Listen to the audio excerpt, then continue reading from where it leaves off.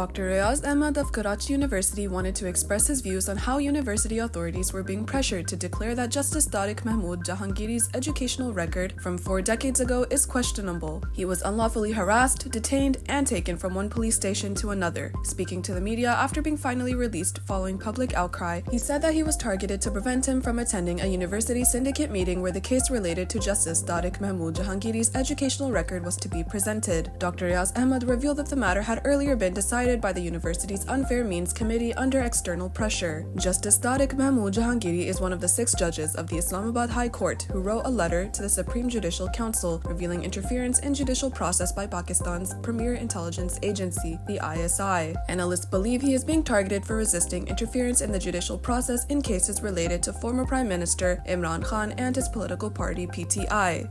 Islamabad police arrested Humaira Tayyiba and Senator Mushtaq Ahmad among various other leaders and members of the Save Gaza movement when they were peacefully protesting the genocide in Gaza. The senator's minor son was among those taken into custody.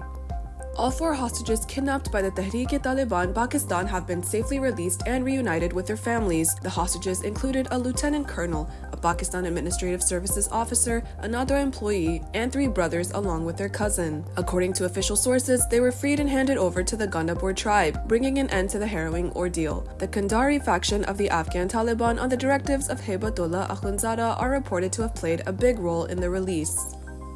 In a significant setback, the unelected government of Pakistan, backed by the country's powerful military establishment, has missed its 2-month tax collection target by a wide margin of 111 billion rupees, despite imposing a record 1.8 trillion rupees in new taxes in the budget, intensifying economic hardships for citizens. Reuters reported in the early hours of Sunday that when Pope Francis visits Indonesia next week, he will stop by the Istiqlal in Jakarta in a bid to promote interfaith harmony. The Pope is scheduled to participate in an interfaith meeting at the mosque, the largest in Southeast Asia.